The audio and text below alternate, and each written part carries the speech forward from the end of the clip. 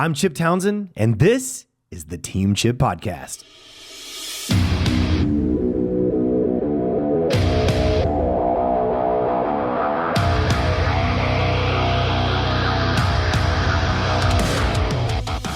Coming up on today's episode, we like to say in our organization that everything physical has to have a digital. but we actually grew about 36% during the year of COVID. Yeah. And I would say a good part of that was the work and the labor you were putting in on the backside. That if you are getting stressed out by seeing that, you need to unfollow those people because that's crock. If you feel like it's too complicated, you need to stop listening to whoever's telling you it's complicated. Absolutely.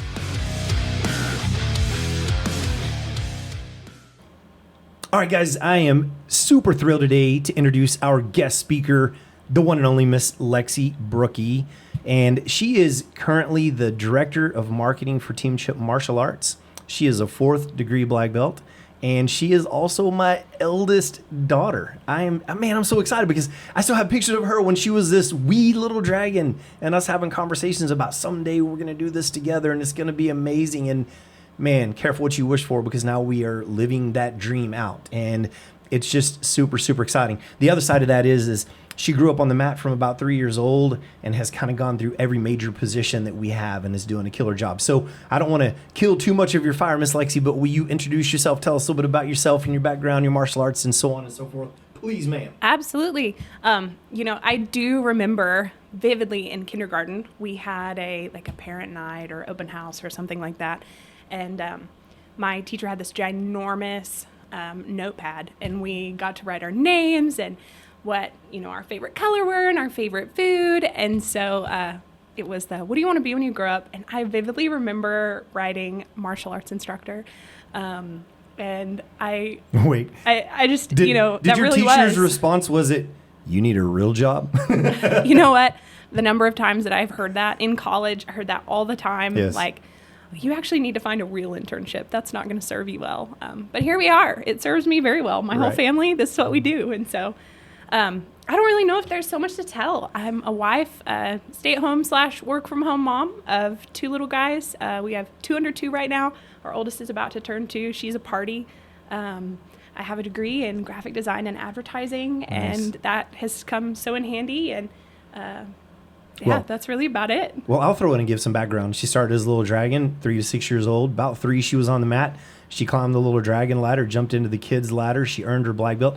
You held the record for a period of time, being our longest living 3rd degree red belt, I think. Oh, totally. Absolutely. It was 3.5 years that I was at my very last red belt before black belt. And I remember Mom telling me one time, your head is not as hard as my head. And I remember thinking, bet. I'm going to challenge that. And sure enough, it wasn't. Her head is a lot harder than mine. But no, I was a red belt for 3.5 years. How cool is that? So, part of the issue is she hustled and she worked and she made it through the ranks and then, just decided maybe there for a little while she wasn't going to go quite as hard. So I don't know, maybe I was a little hard on her.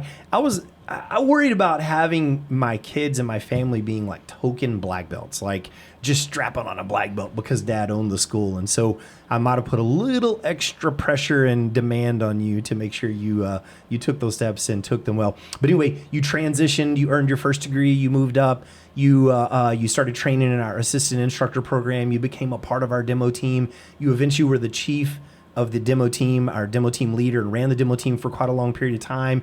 And then you worked your way all the way up to chief instructor and ran the entire mat and kind of the back end of the school for us and ran amazing camps, classes, class programming, curriculum, just unbelievable stuff. And so that background leads us to where we are today. And hey, quick funny story. I don't know if you remember this, but a while back, you were transitioning into the director of marketing position. It was new for us too, right? So we're growing. We got multiple locations. It's like, how do we make this work? You were making that transition, and there was a group of young ladies in the school that were students. And so you weren't coming on the mat near as much. You were kind of stepping back some. You were building websites and training platforms. We're using Thinkific and some other things to create courses and all this stuff on the background, right? And one day, this little group of girls were kind of chatting, and there was something off. And I was like, hey, guys, what's going on? And one of them said, well, now. And I was like, no, it's okay. You can talk to me. There's something not right with you. Lexi's a lazy bum. And one of them, about 14 years old or so, and kind of leadership team and coming up herself. And she's like, well, Lexi just comes in and all she does is just tells us what to do. And she never does anything. We like to call that the boss applesauce at our house. The boss applesauce. That's who I was. So I had to have this like, hey, girls, let's sit down, have a little come to Jesus time and understand that Lexi's done every job from poop wiping, parent counseling to everything that could be done on this mat for years. And she's transitioning into a new area. And by the way, kids, that student portal that you log into and look at all that curriculum material, she built all of that. Do you think that just magically happened? No, she's doing all this stuff. And you could just see their eyes getting bigger and bigger and bigger. Yeah. It was awesome because I wasn't upset with them, but I understood the disconnect for them because they weren't seeing you because you're working from home so much. Oh, yeah, absolutely. Surely it's not happening if we don't see you. Right. So anyway, good times. Guys, we're going to talk today about building an engaged online community with your martial arts school and the importance of that. So I'm really going to tag Lexi a lot. She's really amazingly sharp at this stuff. And so, Lexi, can you start by talking a little bit about the importance of building that engaged online community and how does social media play a role in that and fostering the connections, interactions, etc.?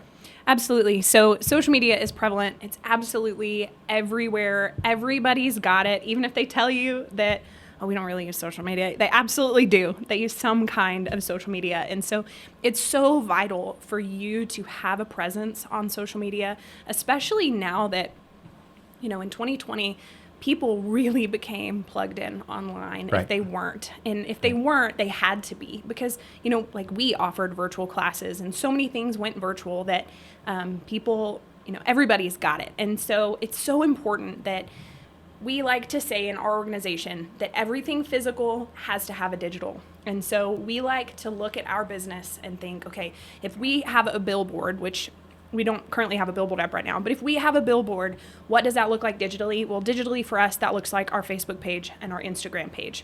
Well, we have an area at the front of our building where the moms and dads like to congregate and they can visit. We have a no technology policy here, so we have board games where kids can come and play, and it's kind of like a living room setting. And so we have the conversation with our team. So if we have like a living room here, what's our digital living room? Right. And so basically thinking about if everything physical is digital, how can we utilize that and how can we actually implement those things and make that happen? That's so cool, man. That is really, really powerful. I wanted to hit on a couple of things. You mentioned during COVID getting aggressive in that online presence. Yes.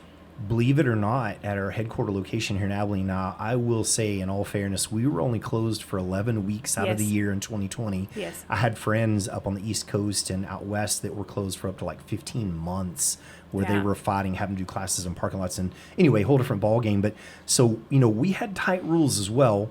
But we actually grew about 36% during the year of COVID. Yeah. And I would say a good part of that was the work and the labor you were putting in on the backside, helping us build that online community and really work. So absolutely. I really wanted to edify what you're saying here because it's really powerful. And I think another thing that was really cool, we were laughing about this the other day. What's a QR code, right? they came to life during COVID, I know. right? I've never heard of that. What is that weird looking square? Absolutely. And now QR codes are everywhere. Absolutely. So can we talk about, kind of building brand loyalty and building connections and all of those things with your social media and moving us forward? What's what are some key things that guys out there can be doing, in their schools to build that consistency? And I love what you said about having, we have the live living room kind of in the lobby. Yes. What's your digital living room? What's the digital variant of that? So speak to that a little bit. Absolutely. So in amongst our team, we like to talk a lot about, are we a Kleenex business? And so when when people are out in our community talking about the activities that their kids do, we want moms to be saying, oh, my kid does team chip, not my kid does karate or my kid does martial arts. We want to be a name recognized organization.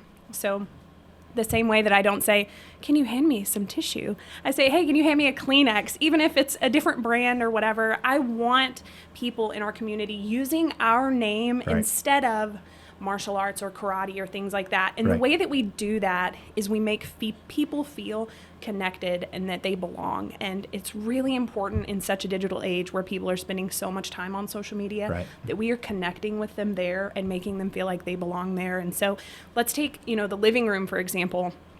A living room is going to be a much more intimate view amongst people than if you just drive by and look at your house from the outside, right? When you're driving down the neighborhood, you don't know what's happening inside those houses.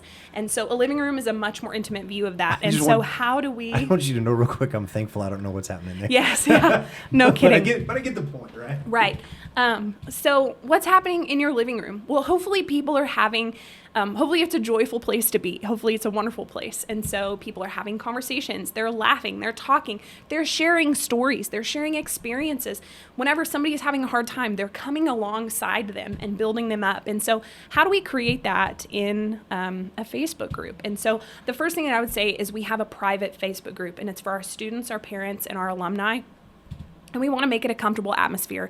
And so every 3 times a week, we have something called engagement posts going out. And that's something that our social media team, me, Olivia, and another one of our gals put together. And it's just 3 fun questions that we throw out. Like, Right. Are you a Netflix house or an Amazon Prime house? Or do you like pumpkin pie or sweet potato pie? Right. Just fun questions, because we want to kind of train people to come out of their shell a little bit. Right. So whenever it is time for us to be having those more intimate dialogues back and forth in our group, we can do that. And so what that leads to is we had this really incredible experience, maybe 6 months or so, where we had a mom who messaged one of our staff members and said, I'm struggling so much with my kid and his motivation to come to class. He's not wanting to come.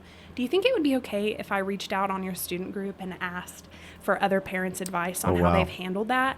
And so it was so cool seeing this goal kind of come to fruition, where we had this mom comment, and we had people that have moved away, 15 years ago, Right. that are in this group, Part of the alumni sharing of that group. stories, sharing those things. And so we really try to have a space that is kind of a little bit more personal, not necessarily something that somebody would just comment on one of our public posts on Facebook, like my kid's being a little bit of a fart. We don't know what to do. Right. But a place that they can actually share that and commune in that Absolutely. way. Well, one of the things that I've seen too is like we have patches on our uniforms, and sometimes, someone will get their uniform, the patches aren't put on yet, and they'll, maybe we forget to tell them. We typically give them a little sheet that shows them where they go, but they get home and they're, oh gosh, where does that go? And they'll jump in that group and say, hey, can someone tell me? And like 10 moms have jumped in and Yes. answered the question before we Yes. do. It's just a really powerful thing to create that living room environment. Absolutely. Just a place that people feel comfortable asking questions, even if it's not a very serious or deep question, but a place that people feel comfortable going to get insights from other parents, to get good, fun content, to kind of joke back and forth with each other in the comment sections. It's just a great place to create that environment. And so Right. that's very important for us So- to have so- that private Facebook group. Heck yeah. So Lexi, I don't want to sidetrack the conversation too much, but real quick, will you help me to understand just real fast, concisely, what's the difference in a Facebook profile versus a page versus a group? You know what I mean? Because there's different kind of Absolutely. platforms inside of Facebook. Absolutely. And I don't want to assume that someone immediately knows what that group means. Right. So your Facebook profile is going to be like your personal profile. So mine's, Lexi Brookey, and it's just where I would share pictures of, my dog or something like that. Sure. Just something that you have your friends, and the privacy is kind of up to you. Your Facebook page is going to be a public page, so that's something that someone can search up your business, and you can actually get a business certification through Facebook that you are an actual brick and mortar business in your area. And then a Facebook group is where people actually have to ask if it's private. Sometimes they're public, but ours is private, where people actually have to request access, and then they can get into this group, and it's like a private forum that we can share photos and information about events that we might not necessarily be advertising to the public, or we can ask questions or ask for other parents to hop in with some advice about something. And so that's kind of how those are differently laid out on Facebook. Absolutely. And I think it's really powerful to understand the difference in those. Again, I don't want to assume anybody out there listening might immediately already know, but there is a distinction between that profile, that page, and that group. And I've heard you talk about like, the profile is personal. That's your Yes. personal profile for doing whatever. I don't use Facebook for really anything other than business, even my Right. personal profile. I'm posting quotes, or I'm posting Right. links to our business and the things that we do, or connecting with old friends, and Yeah. other martial artists around the world. But the page, I've heard you say something like it's almost like a billboard you drive past Absolutely. on the highway. So you So maybe yet speak again, to that a touch. going back to that, everything physical needs to be digital. We treat our Facebook page like our billboard. And so that's where we're posting public information about public events, or we're doing things that are kind of attention grabbing. We're posting photos of candidates that are happening, of students on the mat. And that's really, we think about our page as a one-way communication. Right. So in our group, we are looking for a back and forth. That's why we're asking questions like, Right. okay, are you this or are you this? Or can somebody give me some feedback about, where's your favorite place to go get your uniform hemmed because your kid just had, or to get your uniform hem taken out because your kid just had a crazy growth spurt.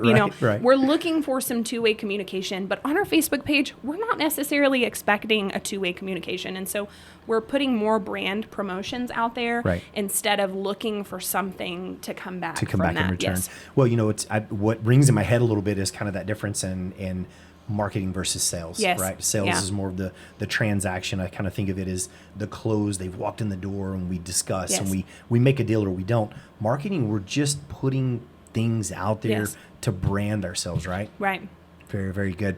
So back to the public pages and the one-way communication.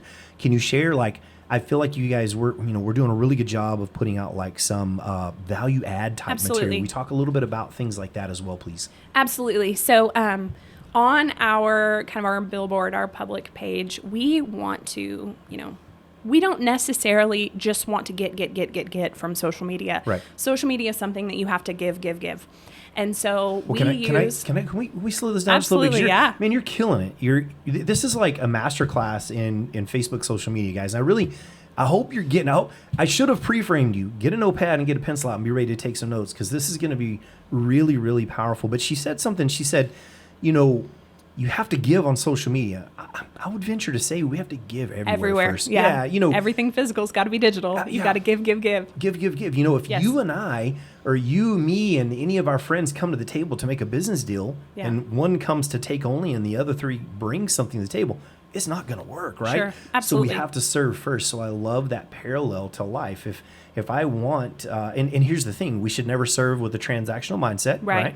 We should serve just because that's our heart and what we should do. Right. And I think what God calls us to do, but at the same time, it's really powerful what you're saying, is it does parallel life. That social media parallels life. So anyway, sorry, keep going with that, because this is really powerful. So I think I want to step a little bit into the business and acquiring the lead acquisition side of this, because this is not going to make any sense unless we really tie that in. So most people that are looking at your content, you are needing to educate them about why they need what you provide. And so, somebody that is reaching out or filling out an ad form, they know that they have a problem that they need martial arts to solve.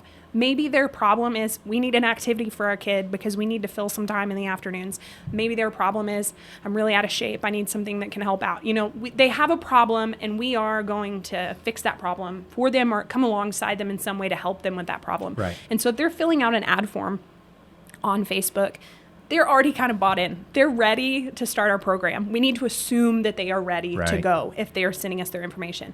But most of the people that see our content, we need to assume that they probably don't know that they have a problem that they need us to help them with. And so a lot of what we're doing is educating. And so we put out posts there one time a week right now. We do a blog post once a week where that's actually connected to our website, but we do post that on social media. Right. And that's just educating parents about, why martial arts is helpful for kids that have been diagnosed with ADHD. Right. Why martial arts is helpful for adults that are having problems with their arthritis or, different things like that. Right. And so we're just educating people.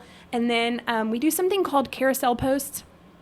Technically, they're not a carousel on Facebook. We just call them carousel posts because they cross post to Facebook and Instagram. But it's where we are taking time to intentionally educate people about a problem and how martial arts can come alongside them and help them with that problem. Right. And so we need to really be in the mindset whenever we're creating content for our Facebook page or our Instagram page that we have to educate people in order for them to understand why they even need a service like us. If you're okay, I want to kind of jump in here and tie this together. The why is huge. Absolutely. Right? And we talk to our instructor and leadership team all the time about, especially the instructors, I should say, we're educating the parents about the why of what we do. So Absolutely. let's say that I'm in there and we're doing a warm up and I've got the kids doing a funky footwork set and it just looks weird. You know, they're doing some sort of hop, skip, jump, but it's an applicable footwork set. Right. It's building their explosiveness, their balance, their body control, Yes. their speed, their conditioning, and all these things. We have to take a moment sometimes. Maybe it's doing burpees. You know, Yeah. we in martial arts love to call them sprawls, right? Yes. But the point is I've got them doing burpees. Well, that's evading someone trying to get my legs out Yeah. from under me for a takedown. You know, so the more we can get people to see the why and understand the value, it also leans into, hear this word, guys, your retention. Retention is a really big deal. The best students we ever have are the ones that we get to keep. Right. It's hard to go find new ones sometimes, you know, but in this social media conversation is about getting new people, but it's also about retaining and educating our current audience all the time, right? You know, so they get the value and understand what's happening here. Absolutely. Along with what you're saying, you know, and I probably feel a little bit more passionately about this because of how many years I spent teaching on the mat as an instructor full Right. time. And it's so common for you to be doing something like you're saying in class, Right. and you have a mom, and you just kind of hear as you're walking by this mom or this dad go, I don't know why they spent 10 minutes working on that. That has nothing to do with Right. martial arts. And you kind of think in the back of your mind, like, actually, we were doing martial arts. Yes. Like Well- that drill is about martial arts, but we have to be expert communicators. Yes. So then as an instructor, I have to have the emotional intelligence to know, okay, I'm going to stop the class at the very end and during our huddle discussion, we're actually going to talk about the things we did today and why that's going to make you a better martial artist.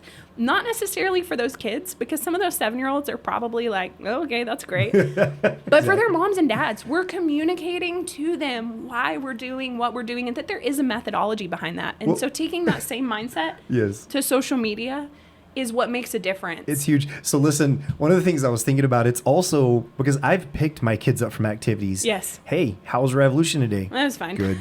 Did you learn anything? No. So those mat chats at the end when we're educating the parents, Yes. we're also reminding the kids of what to tell your parents when you get in the car Absolutely. and they go, hey, what did you learn today? And you Absolutely. go, hey, we got to do this cool footwork drill and it helps us to get better at X. And you can go, okay, awesome. They got Yeah. some value today, Yeah. right? Because sometimes we cannot assume that people are connecting dots. We just can't. You know, we as martial artists, or if you're not a martial artist, but you are passionate about martial arts and working in a martial arts business, it's really easy for us to connect those dots. Like Right. why this matters, why it matters for kids to do martial arts, Right. why it's helpful for them. But we can't assume that everyone knows that. And so a huge part of our social media mission is to educate people. Educate them about problems that they might have that they don't know. Right. But it's not because we want to point fingers and go, your kid is a turd, but it's or, you know, I can take a note from Trinity and say your kid's a fart knocker. Right, But there you go. I just want everyone to know that actually was not Trinity. That is something Dad has said to us our whole entire lives. You're welcome. I need to give some context for that, but You're welcome. but And no. usually it's in the context of, hey, don't be a fart knocker. Yes, absolutely, because we're doing something a little bit silly that we know better. But anyway, it's so important, not just for us to be pointing fingers and going, you know, this is a problem, this is a problem, this is a problem, this is a problem, because sometimes parents are going, my kid is struggling with behavior and I literally have no idea why. Right. Like I have no idea why. Right. They might have no idea that 3 hours every afternoon of video games is causing a problem. Yes, They might just not yes. know. They might and not so know that we that- have to kindly educate them, and that's how we do that. We use social media to do the bulk of our educating. Absolutely. Connecting the why so people Yes. understand why this works. And that's just so powerful. Absolutely. Okay, guys, Miss Lexi has been pouring her heart and her mind out here, and we have gotten so much amazing information today. We've kind of hit like this high-level overview that moved pretty fast. Yeah. So we're going to do a part 2. We're going to come back to this. Absolutely. And we're going to do a follow-up episode, and we're going to get into the nuts and bolts of how you take action and create a marketing plan. Can you kind of speak to that just a little bit? Absolutely. So right now we're talking a lot about concepts. You know, what does that actually mean for me? to create content? What does it mean to make everything physical digital? Like, I don't know how to do that. And so the next episode, we're really going to talk about making these practical. What are the programs that we use? What are the services that we use to actually make this happen? We don't have this ginormous social media team. Right. So how do we actually make this happen? How are we consistent in times that it's really busy? Because it's also, I had this problem for so many years. We would be so consistent and we would be engaging in content and doing all of this stuff. And then bam, there'd be a testing week. Right. And then our two best helpers or instructors, they happen to live together and now they have strep. And so it would just totally fall off the wagon because in reality, we're martial arts first and our students come first. And so it was really easy to kind of throw that to the background. Yes. But consistency is key. And so that kind of shot us in the foot for a really long time. So after a lot of time, we've come up with some really fantastic systems to make this practical and pretty simple. I wouldn't say that it's easy, but it is simple. Well, And so nothing there is definitely in life a difference. is worth anything is easy. Yeah, I mean, absolutely. It's okay. I mean, if you truly want to succeed, you got to do what other people are not willing to do, and you got to put in the elbow grease. So we're going to get into an episode along the lines of leveraging your social media for brand awareness. Yes. And we're going to give you guys kind of the nuts and bolts of a basic marketing outline that's going to be powerful. It's going to be systemizable, duplicatable, and it'll be so helpful for you to get out there. And today, remember, we kind of flew over the mountaintops and we touched on, what is that personal profile? What is that page? What is that group? And how to make that group kind of personal, and kind of touched on those areas. So Lexi, before we get out of here and we close this thing out, do you have any last minute tips or any thoughts that you want to share before we shut this episode down? Absolutely. And this is going to tie a little bit into our next episode. Awesome. But I would say everywhere you turn, there is some kind of Facebook or Instagram guru, expert, self-proclaimed best in their area that's telling you, this is the type of content that you need to be posting, or this is the format of the content that you need to be posting. And I'm going to tell you right now that if you are getting stressed out by seeing that, you need to unfollow those people because that's crock. Absolutely. Consistency is key. Absolutely. It doesn't matter. Don't follow all of those trends and all of those things. Just be consistent. And Absolutely. so that is typically, I think you can kind of get a little bit overwhelmed and 100%. almost like too much information, Well, and then I don't know FOMO. where to go. It's fear of missing out. Like you, Sure. Oh gosh, that guy said something. I didn't think of that. Am I missing the boat here? No, you're not missing the boat. Yes, and paralysis by analysis.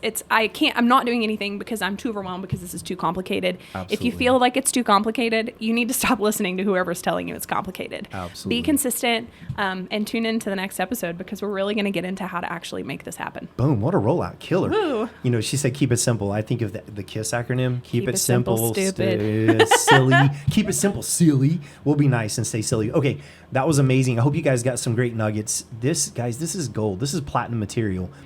Be ready for the next episode with Miss Lexi to take notes and to have a plan. Guys, we'd love to hear from you. Comment, share, get this thing out there and help us spread the word. Our true heart, our true goal here is just to serve you. We have no transaction. We don't want anything back particularly, but we do ask that you share. Help us get the word out there and help us to help other entrepreneurs. I just heard this weekend, 62% of the jobs created out there created by entrepreneurs, small business, people like us, like you and I. Let's continue that trend and keep this amazing nation what it is. So we're so thankful for you. You guys have a great day.